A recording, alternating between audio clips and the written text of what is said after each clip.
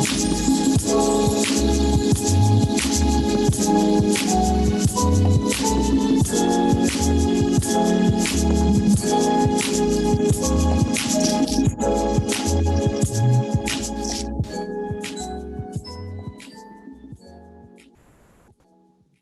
evening, good evening. Thank you everyone for joining us on this great day on Thursday evening. I am your host, or one of your hosts, Merencia Henson. We also have Cresheia Lee as well as Walanda Johnson here with us. We are so thankful and so blessed to have you all join us on our show this evening. Mindful Moments is a show that brings together experts to inform, empower, educate, as well as to bring everyone together to empower on this special topic of mental health and the impact that it's having on our African American population, as well as our other disenfranchised communities. So we're so thankful to have you guys here to just, enlighten the world, enlighten our society of what's going on, and to empower each other, as well as to really discuss the positive impact of mental health disparities and the impact that it's having on every one of us, especially this time of need. So just thank you again for this time. I'm your host, Merencia Henson. I am a associate clinical social worker here in San Diego. I work with populations of children, families, and adults have mental health disorders as well as intellectual disabilities as well. We also have Cresheia Lee with us. How you doing, everybody? My name is Cresheia Lee. I'm a licensed mental health physician, and I work presently at a detention facility for males. And we also have Walanda Johnson with us as well, who's also one of our triad hosts with us. Hey, everybody. I'm Walanda Johnson. I am a licensed marriage and family therapist, and I am in private practice providing teletherapy for California residents. Thank you. So for today, we are just so thankful to be on here. We're just going to be discussing who we are, how we got into this field, and why it's important to be in this field to really just work with our population today. So to start us off, we have Cresheia Lee. Hi, it's like Merencia said, today is just kind of get to know us type of day. And then I'm sure we're going to find out things about one another as well. And so I have some questions I'm going to pose, and we're all going to answer them and just kind of take it from there. First question is, what led you to this field? Anybody can answer. For me, it was a long journey. I'm not going to tell you all the details, but basically after my mom passed, I was just kind of lost. And I moved up to Oceanside with my sister, Oceanside, California. And I was driving by a building. I felt led to stop in this building. I stopped in the building. No one was there for maybe like 3 minutes. And I'm calling around, walking around the building. I meet with a woman. And I said, I want to go back to school. I have no idea what I want to do, but I know I want to work with kids. And so she's, I'm like, I don't want to be a teacher. I don't want to be this. I've tried this. This doesn't work.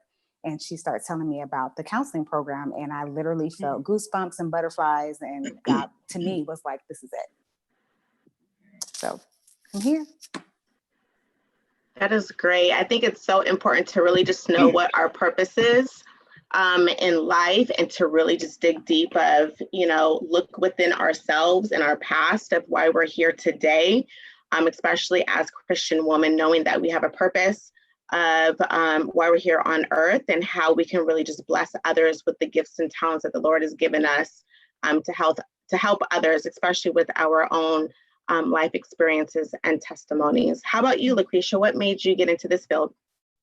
I don't know if I was led to the field, or I think it's just a natural thing. I think ever since I was a child, and I would help kids with school or concerns or what have you. And then someone said that you can actually make a profession, make a living doing this. I'm like, what? Yeah. I want to be that. So I literally started saying I wanted to be a psychologist as young as the 6th grade. Wow. Not even sure what that meant. And so, as years progressed, of course, I'm not a psychologist. However, a lot of management and helping people. So it just kind of it's always kind of been there. That's great. That's I know awesome. for That's awesome. me, I remember, I mean, it goes all the way back to elementary school. I remember when I was in kindergarten and my teacher was like, well, what do you want to do in life? Like, you know, they just ask those questions to kids, like, you know, what's your career? What do you feel like you can do? And I remember like it was yesterday, and I always said like, I want to be a baby doctor. And it's just so interesting how, you know, since undergrad, I've always worked with children. I've always worked with families. And I think, again, it just goes back to just tapping into your gifts and talents. I know for me personally, my mom was a probation officer. She was a senior supervisor. So I looked up to her as a role model. I looked up to her like, wow, like I see growing up how she affects families and children in such a positive light. I asked her colleagues, I asked her friends, like, you know, what is a therapist? What is a social worker? What do you do?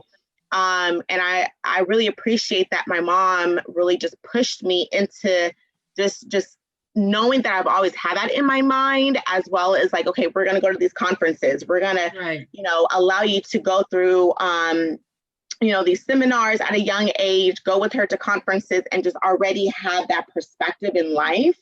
So I can honestly say, since, you know, I was a kid, especially in college and even in undergrad, I've always allowed myself to be in some type of internship or volunteer work relating to children and families. And I think that's so important because, I mean, how many people do we know where they get a degree, they don't have experience, they go in the field and they're like, but I don't even like this. Like, I have this business degree, I have this degree in psychology, and yet I don't feel fulfilled. I don't feel like this is for me. So it really goes back into, you know, when you have children, you have nieces and nephews, Walanda, and you're like, oh, you like engineering. Let's go and see what kind of classes we can take you in when it comes to the STEM workshops, and just really getting more keen into, you know, what your purpose is in life, and really just push that. Kind of piggybacking on. How about the next question, Lucretia? Yeah, piggybacking off of what you were actually speaking about, Merencia. Does this feel look anything like you thought it would? Can you hear me? Yes, I can hear you. Yeah. Does this feel look anything like you thought it would look like in terms of who you'd be serving, income, environment? What do you, Walanda? Does it look anything like what you thought it would be? No, I was, like I said, I was like, oh, I'm ready. You know, I want to work with children. And in my head did not compute that working with children meant working with their parents. And I, you know, worked majority of my career in nonprofit. So that has a whole gamut with it in and of itself. So yeah, no, not for me. Not for me. Now it does, but the past 10 years it did not. What about you guys? What about you ladies? Merencia? So I know for me, I kind of knew just because, again, like just the field that my mom was in. So in my head, I just saw it as, you know, of course, like back in the day, when you think of the word social worker, you automatically think of CPS, right? You automatically think, oh, you know, social work is about pulling kids out the home, you know, messing up families. Like it was just this stereotype, what social workers do. So I looked at the field of, okay, I know I'm going to be helping families. I know I'm going to be, you know, really investigating, really analyzing what's going on in the home to really help children. But with the various jobs I have had since undergrad, I've really realized that you could do so much in this field, as well as the different populations. So again, in undergrad, I just thought I would solely be working with children and families, and really trying to figure out what's going on to help them. So I would say just throughout my time of working in the field, I saw there's so many avenues when it comes to the population we can work with, the type of job positions. And again, that really just says a lot of just really going into the field and jumping right into it and just seeing all the possibilities of being in it. Wow. I know for me, I think my vision was kind of like a stereotypical vision, how most of the time you think of psychology, you think of old white man with gray hair and the person laying on the couch. So mine was going to be a little more flavor to it. So I was going to have like some nice furniture, some color on the walls, and a little music in the background. So that was my version. Although I've had an opportunity to have that version, most of it has looked nothing like that. You know, what I've learned in this field, at least my work experiences, I've had an opportunity to meet people where they are. So I've did sessions in their home. I've done them in a big public storage where we're sitting in chairs. Wow. You know, in the fields, and now I'm doing them in a jail. So That's awesome.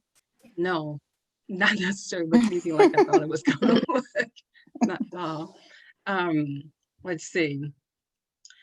Let's see.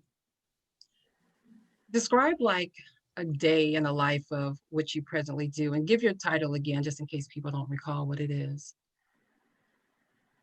I'll revert to, go ahead, Merencia. I'll let you answer that first. Okay.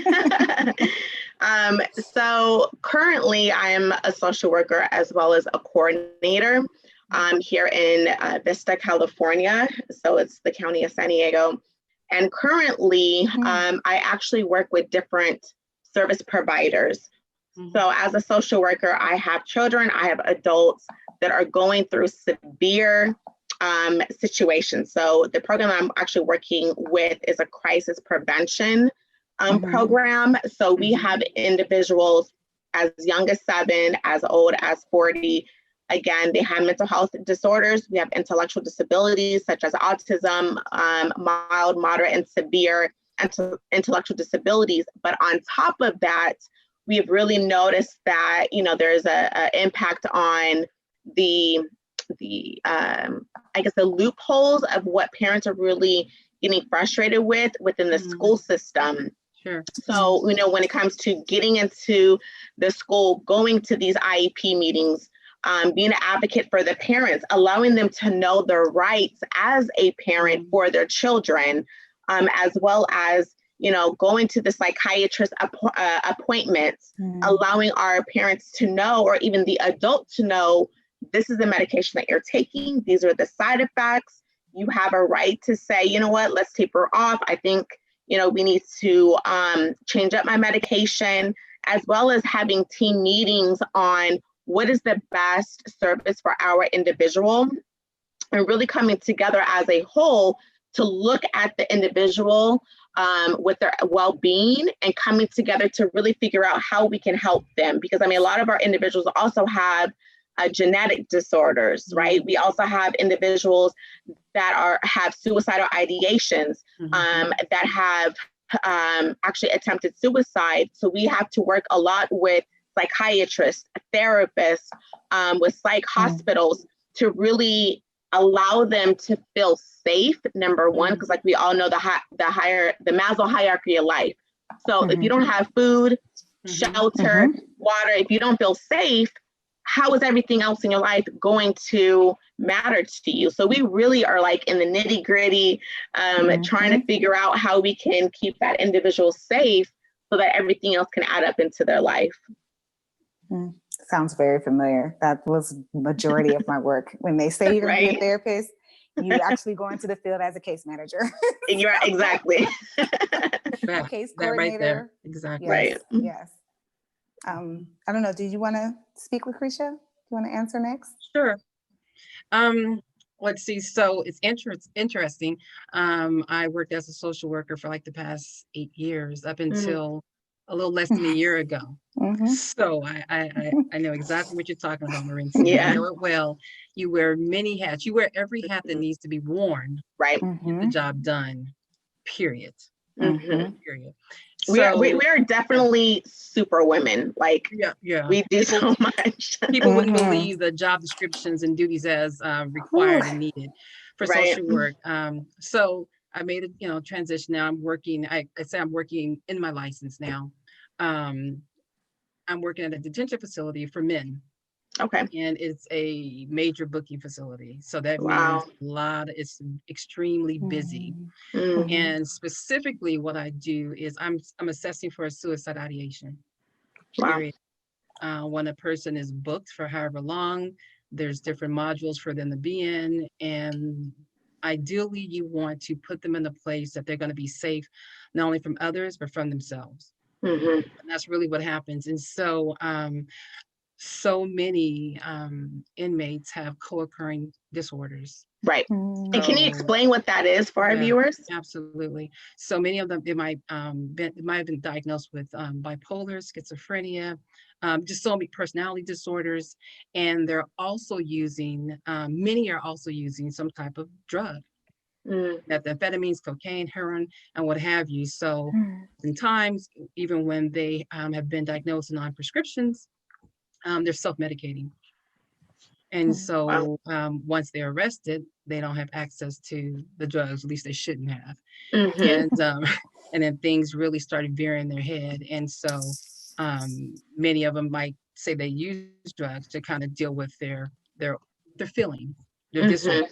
And so they don't have that in their lives. And so it's something that is very difficult to explain, the yells, the noises, the acting out, Mm-hmm. but that's what takes place. And then throughout the day, help book them and put them in a proper place. And then you're checking to make sure that the place that they've been put is most appropriate for them. Mm. So again, this work looks nothing like I thought it did when I was in sixth Yeah.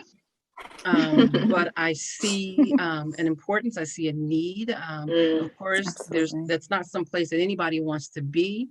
Um, but I'm the only person in this particular facility that looks like me.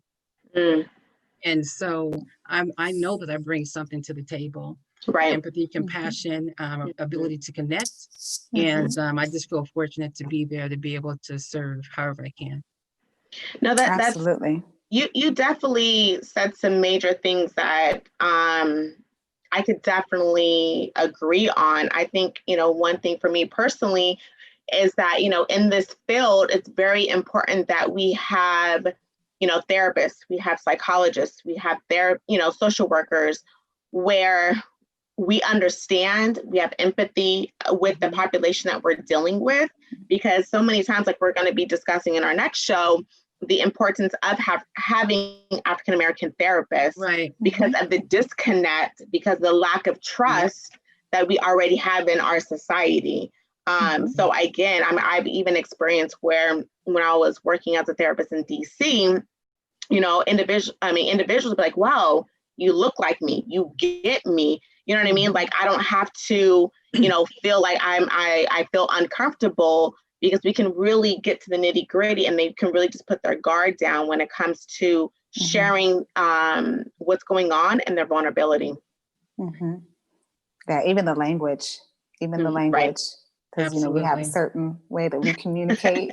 Exactly. Absolutely. As well as still stay Absolutely. professional. Yeah. Absolutely. So for me, if I can jump on that question,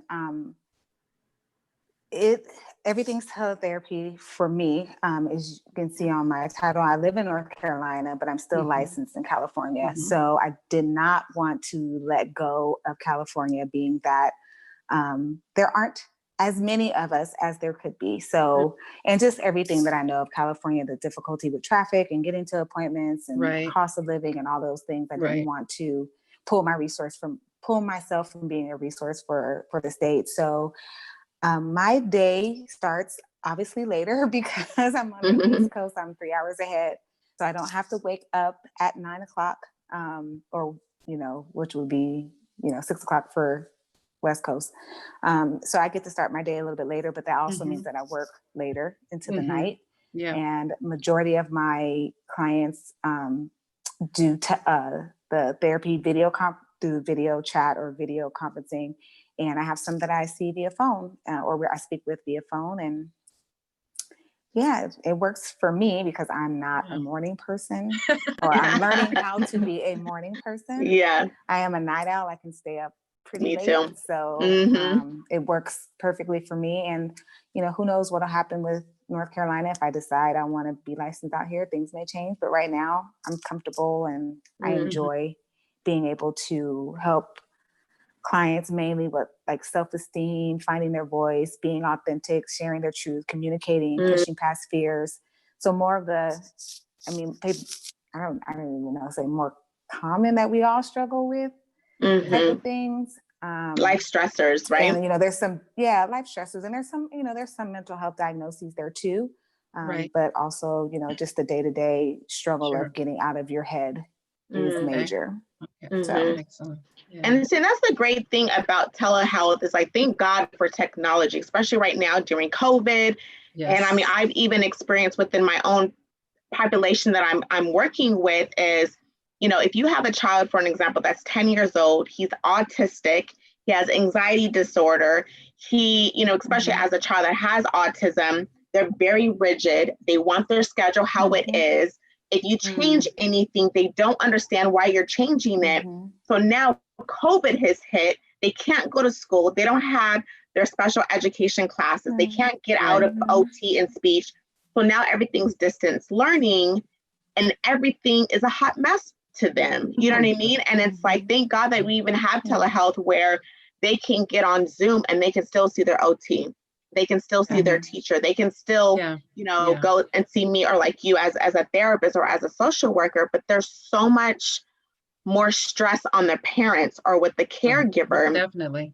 You know what I mean? And in this day and age, and I think with anything, especially as providers, we really have to have empathy. We have to have patience with these families because I mean, if it's already hard on us as, a wife, as a full-time mother, you know what I mean? Or being a single mother, I can't even imagine how it is right now having a child or even having an adult child that has disabilities and intellectual disabilities. So, I mean, I really just thank God for the technology that we do have where we can still serve these individuals. And like you said, with telehealth, Walanda, whether it's 8 p.m. in California time or, in New York at 6 p.m., if you need to hop on, it's like, look, therapist, look, psychologist, I need some help. I need to vent.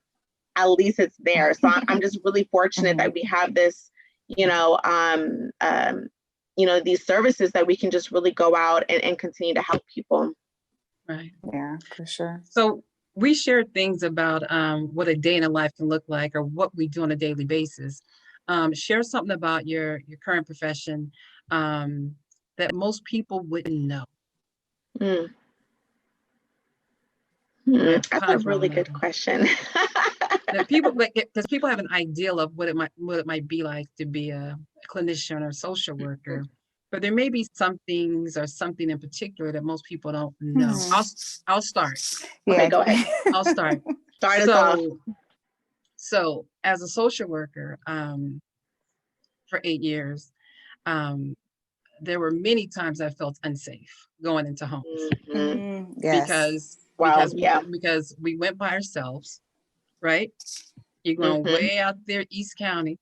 Right. Not a lot of people look like us necessarily. And some of them have made it clear they moved out there because they don't want to deal with people that look like us. Ramona. But you're going into their homes. And if you see a social worker that you didn't call knocking on your door, that means something happened that wasn't supposed to happen or suspected to have happened. So you're not welcomed. So I didn't always feel safe. I did everything I could to make sure I was safe, but I didn't always feel safe. Now, oddly enough, now that I'm working in a jail, I feel 100% safer. You would think because of the population and what have you, that's kind of crazy. But the truth of the matter is that they're secure. Like they're either in the cell or if they were to come into my office, I step out of my office, they walk into the office and they're actually secured away from me to where they don't have access to me. And that might sound really bizarre, but I've never feared for my safety while I've been there. But it was very different than as a social worker and every day going out in the field. Somebody might unleash a dog on you. Right. Guns. Seriously. Because you can't take mace. They won't let you take mace or a taser. I was surprised to learn you can't take mace. I have a clipboard. That's it. No mace. I was really shocked. I really was. That is it. In your word. Yeah. That's it. And a badge, right? And the badge is not your friend necessarily. Exactly. No, it's so true. I remember when I was a therapist as well as a social worker in DC, I would say 98% of my population was from Southeast DC. And if anybody that knows DC area, they know about Southeast. I mean, when it comes to the most homicides yearly, it's up there like with Oakland, it's up there with Detroit. I mean, I can tell you stories. I mean, just one story that I will share with you. I remember I was going to a client's home. I had to do a wellness check. You know how that is. So I see, some brothers, you can tell they're dealing with drugs. I'm like, all right, well, I'm not going to park here. I'll move up a little bit. And something told me, and I know it was God, to look back because I need to get like an assessment. So as I'm looking back to get my assessment, ladies, I hear a drive-by shooting literally behind me. So if I had not driven a little bit closer to where I would have literally been in the crossfire, as God is my witness. And those are the things that you deal with as a social worker. Now, was I afraid? Yeah, I'm human. Did I continue with my work? I did, because as a woman of God, I know I'm protected. I'm not naive. Of course, I'm still going to use my safety, right? But I think that when again, it just goes back to your purpose in life. And when you really deep go into your discernment, God's always going to protect you. You know what I mean? Like, that God is going to keep you safe. So that's just some of the things that, like you said, that maybe people wouldn't know. It's just the safety around it. But again, when you know what your purpose is and you keep yourself safe, you can still do God's work. I mean, I think another thing that I can even share with you ladies, as well as the viewers, that people may not know is, prime example, today I have a new individual. He is an adolescent. I'm not gonna say the age, but he is an adolescent. The mom said that he sees spirits. He talks to these imaginary friends that are spirits. She shared with me that sometimes he is very afraid of them. The spirits yell, especially at night, and he's terrified. So I think one thing that I can even share is that, like we all know as Christians, it's a spiritual warfare that we're dealing with. You know what I mean?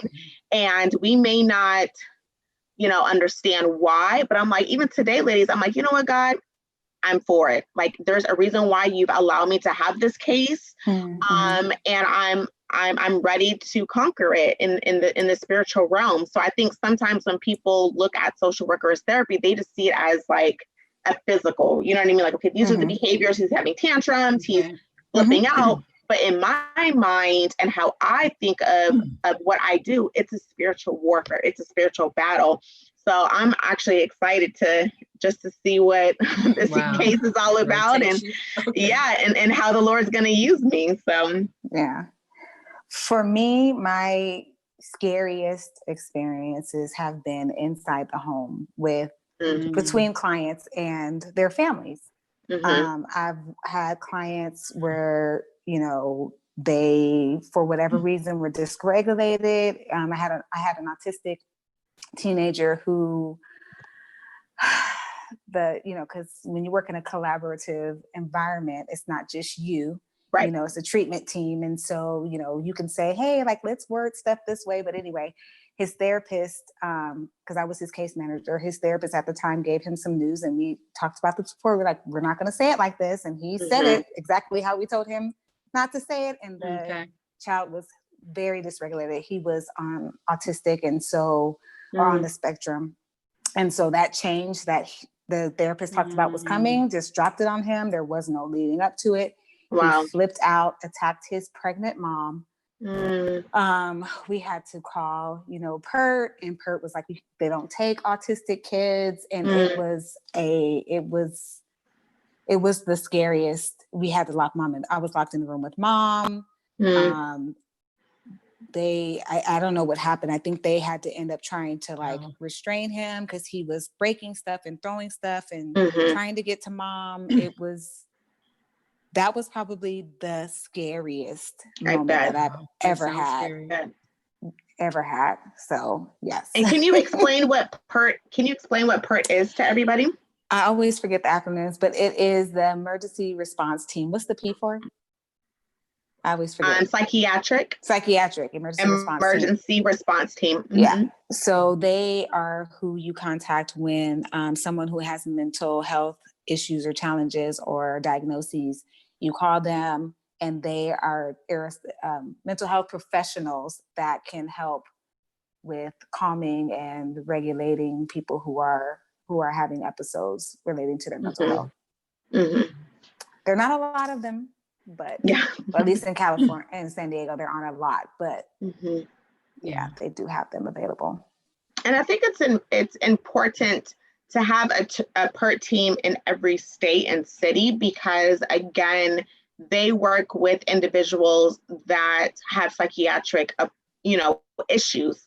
And, again, like we've seen throughout the TV, throughout the news, especially recently, that police aren't always trained in working with children, working with adults that may be having a psychotic break, that may be autistic. Absolutely. And they don't understand why I'm calling John's name and he's not responding to me. And I think that's the reason why it's so important for us to go out there and do these trainings in the police department and the police force, because if you don't understand the concept or the symptoms of these children and these adults, for an example, why is he running away from me? Why is he not responding when I'm calling his name? Well, if you don't understand the symptoms of autism, if you don't understand, the symptoms of a psychotic break, that you're not thinking rationally.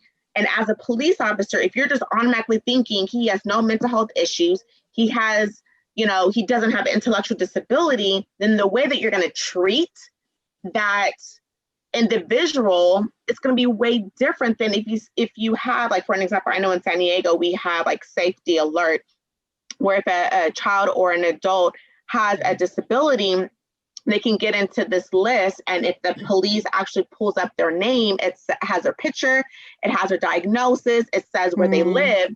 So at least they can know, okay, it looks like by this information, this is how this person is going to react based on what I'm seeing in front of them.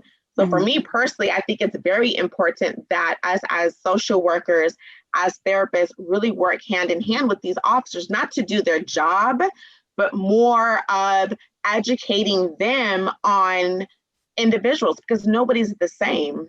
Yeah. And what they told us when they came, I'm sorry, if I could just add, what they told us when they came out, we're like, he's very dysregulated, he's violent, like we can't maintain him. And they were like, well, is he aware that he's doing this? And we're like, well, he's autistic. So, I mean, it's a little different. Like, he's aware, but he's also very dysregulated. Like, he doesn't really understand the magnitude of what he's doing. And so they were like, no, well, we won't take him. You just have to figure it out and get him calm as best as you can, and then transport him. I'm like, you want us to transport a dysregulated child in a car? Wow. But so speaking about PERT and stuff like that, Merencia and Walanda, that's another show. Yes. That's a show or a 3-part series or more in and of itself. But you're right, training is really important. So sworn staff who are actually serving, protecting and serving, will understand what they're, who they're dealing with and what it may look like. But one thing I know for sure about that, working in a jail, there are some sworn staff who have empathy, and you would think that they've had training as a social worker or what have you, and they exercise it, and it's important to them to exercise it, and it makes the world difference. I bet it makes the world of difference. Those are the officers, those are the deputies that we want going with us, right? Because they can help de-escalate, and they can connect with the we call MA patients, but then you have another group who they don't feel they signed up to be social workers. Wow. And this is jail, and they have a certain mentality how they feel that the inmates should be treated, or and they are, it can make things much more difficult. So it's a difference. So it's more than training. It's a mindset. It's a desire. Humanity. Right. It's compassion. Right. It's Exactly. humanity. And That's number one. yeah, it makes a world of difference. But that is like a multi-series It is. show. It truly is, because that's a lot of layers. Right. We've talked quite a bit about what we've done, what we do in our profession. Was there ever a time that you deviate? I mean, totally did something totally opposite. You're like, you know what, this may not be for me, and I'm going to do something that's very unrelated to what we're doing now. And if so, what was it, and what brought you back? Like very far away from being a therapist? Yeah, so basically the paths of either case management, social work, a therapist, like, for some of us, well, at least a couple of us, this has been our path for a while. But then there might have been a time in your life where you're like, I'm going to try something totally different. Then you try the different thing. You'd be like, I'm Let me be back. Yeah. and you may or may not have that experience. And that's one of the questions I came up with, because I have done something totally different. But I was working for the school district at one point in a case management capacity.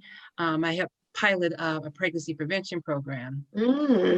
And used to working with the young people or the clients in and of themselves. It's always enjoyed. I've always enjoyed that. It's all the bureaucracy, the other folk that may you work with or may supervise you, that I got really turned off. And so I was like, you know what? I don't want to know about people's problems anymore on a social level. Let me do some stuff. So, I got a network technology certificate, and I went and worked for an IT company, a big IT company in configuration management. But my goal was, I'm going to get in the door of technology, but you know what? But then I'm doing configuration management, working with a lot of data. But then I'm going to make my way to the HR department, and I'm going to be the liaison between the tech worlds and our underrepresented communities. So I wanted a position like that. And so, and it was very fluid at the time I was hired. And then shortly after that, it became not as fluid in terms to move to different departments. But that was my goal, because I'm like, I was like, I really don't want to give it all up, but I want to bring technology into communities and schools who are looking. And so, so I did that for a few years, and then I ended up making my way back, and I went to graduate school. I think I did so much stuff in between high school and graduate school that I was like, this has better be it. Like, this is it. I'm not going to try anything else. Right. I even tried to teach myself coding and was like, this I can't. Coding. Okay. So I have an app on my phone. I play with it every once in a while, and it reminds me of high school stuff. But I'm like, Then you bear right back, right? Okay. For me personally, I've always stayed on the path of like social services. I mean, I worked worked at a adolescent all boys group home. I worked in the probation department. I worked working all with children and families in schools and home, as well as working with adults. And I think for me personally, I knew working in the home wasn't for me. I really just like working in the sense of like working in the school, working in the office. I mean, if I have to go in the home, then that's fine. But I mean, what this new job has really shown me, and I'm really going to take that with me when I have my own private practice next year, is the importance of continuing to have collaborative work with the psychologists, with the therapists, with the school teachers and the counselors. Because again, if everybody is not on the same page of how to help this individual, how are you going to get anything done? And that's one thing I've really learned, is that it's not a one-man show in this field. Like, we need everybody, because everybody's going to come in with a different perspective. And if you're only going to go off of the perspective of the school psychologist, or the perspective of the parent, or only the perspective of the probation officer, you're not going to get like a big, glimpse of who this individual is to help them. So I think that's one thing that I've really learned is not allow myself to be in this one man vision, but to, you know, as a therapist, to really call in and look at the other pieces, because it really affects who this individual is. So for me personally, I would say doing case management really wasn't my thing, because it was just more like a check off box of, all right, what do you need for your medical? What do you need for your meds? And it was just more like a check off box. And I'm really into like digging deep into the trauma. And it kind of goes back to what you were saying, Lucretia, in the jail is like, you know, let me know if I'm wrong. An officer may just look at the individual as the crime, but as a therapist, as a social worker, we're looking at like, well, what trauma did he have in childhood? What type of experience did he have? What type of parents, what type of support system did he have or that he didn't have that led him up to doing this crime? Because again, especially in the jail or in school, if we're not teaching these individuals, adolescents, or even grown men and women, how to change their mindset, when they get out of jail, they're going to go right back into the system. And I know we're going to talk about this in a different show. But again, for me, it's okay, let's talk, let's collaborate, and really try to help this individual of where he is. Right. And just to make sure I'm clear, in the jail, it's like, because of the nature of what it is, and it is a booking facility, there it can be very fluid. Unlike you know, so things you may not have an opportunity to go that deep necessarily. Now, if you go to prison is more long term, and so it's a little different. But there is I'm looking at the mental health. I'm looking, because there's not, you can't look at the crime and punish without looking at mentally, do they understand why they're there? Do they understand where they're at? You understand what I'm trying to say? Right.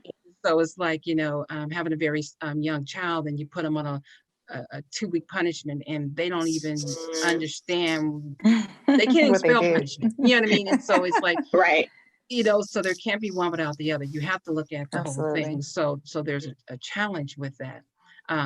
So yeah, so some conflicts come about because of that, but we're going to keep giving it a try. Next question, let's see.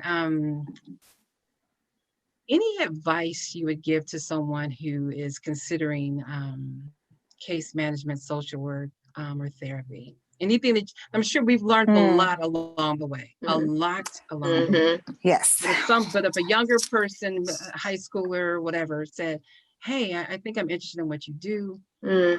Is there anything that, how can you advise me, either something to do or not to do? Is there anything that comes to mind?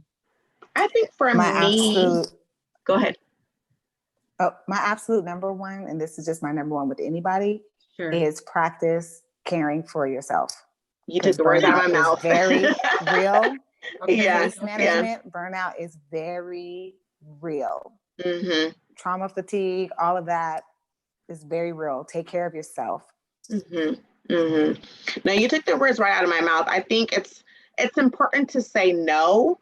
And I think the reason why we're in this field is because we are caring people. We really have the love and the passion to help people. But within that, if we cannot take care of ourselves, how are we going to be the best therapist? How are we going to be the best social worker? And then when we get off of work, we're still full-time mothers. We're still full-time wives. We're still, you know, we have other hats that we have to wear. So I think, you know, and of course it's just through maturity and throughout time, but it's okay to say no. It's okay to, like, you know what? I can't take any more clients. You know what I mean? Like, or, you know what, right now, when I say I am off at 4:30, me as an individual and where I'm at in my life, I'm off at 4:30, because after that, I need to give my daughter time, and it's not fair, you know, because before my daughter, honestly, I would be up till 2 o'clock in the morning sometimes doing notes. You know what I mean? So, you know, I think it's very important to love what you do, but have boundaries within your own field. Have boundaries for yourself and other individuals, whether it's family, friends. Like, it's okay to turn it off, because you're only one person and you can only do so much. And I think one other thing that I will say is, even as believers, we know that we just plant a seed. And I know that when I first started, I think I'm going to save the world. Like, why is it these parents aren't going to, follow through with what I'm doing? But just to like, you know what? I'm to see. I did what I can, Sure. and I have to move on, I hear you. Yeah. I definitely hear you ladies about self-care. I know that's easier said than done. Right. Especially when you're working for an organization and you don't have the authority. You're not in the position to say, I'm not going to take another client. You know what I mean? Mm-hmm. Which I think is one of the reasons why many clinicians desire their own practice. They want to be their own Right. boss eventually. Me too. That's the ultimate goal for many of us, Mm-hmm. So yeah, absolutely. And just one other thing I'd say, as you're trying to figure out what you want to do, you don't have to make a life decision going, when you're in college, you don't have to know what you're going to do for the rest of your life. Right. Mm-hmm. So try out different things and know that you do have time to be a part of the workforce. It's so true. And so that's the great thing about social work that a lot of people don't know is you could do so much. You can work with children and families. You can work with veterans. You can work in the hospital. You can work with the elderly. And I know like back in the day, you just automatically think of CPS, but there's so many avenues that you can do. So for an example, if you're done working with children and families, you can go and work for the government and work with the veterans. So, I mean, there's so many avenues you can do within this field. Did you? There you go. Okay. Yeah. Excellent. So true. So I know that we just have a couple more. I know we just have a couple more minutes. And just wanted to thank everybody to, just thank you for everyone to listen to the show. We're super excited. Once again, it's going to be every second and fourth Thursday of every month. We're going to have some amazing guest speakers. We're going to be talking about various different things. So please definitely jot down your questions, concerns, any topics that you feel like you would like us just to discuss. If you have anything that you would like to engage in within our dialogue, please definitely jot it down, because we are more than welcome to have you all within this discussion, because again, it takes a village, and we definitely want to know what your concerns are and how we can help everyone. And for our next topic, which is going to be aired in 2 weeks, it's going to be around the importance of having African-American therapists and social workers in this field, especially in this time of need. Ladies, did you guys want to share anything else? Do you want to give out our email address for other questions? Yes, sounds good. So go ahead, Walanda. You can email questions that you might, if you want to be anonymous, email questions to mindfulmoment619@gmail.com. Sounds good. That's our email. And then also the last thing Walanda is going to share with us is some important numbers and information in our field, because we know that there are a lot of individuals that are going through a lot mentally, emotionally, in the lines of just what's going on in this time of day. So would you like to just jot that down? Sure. As well? Sure, I'll go over that. San Diego County Mental Health Center is 619-595-4400. And of course, we have the National Suicide Prevention Line, which is 1-800-273-TALK, TALK, or 8255. And you can reach them 24 hours, 7 days a week. We also have our San Diego County Crisis Line, which is Access and Crisis Line, which is 888-724-7240. All right, thank you so much. And then we'll also be jotting the information down as well in the comment section. And again, our show is recorded. So if you would like just to go back and again, just share what your topics of interest are, what you would like us to discuss. And again, if you know of anybody that is having any type of mental health crisis, is dealing with suicide, whether it's ideations, which means they're having thoughts in their head, or even having a plan, please reach out to these programs, these agencies. And once again, if you would like more information, please email us. Thank you, guys. Thank you. Thank you. Thank you for watching. All right, bye-bye. Bye.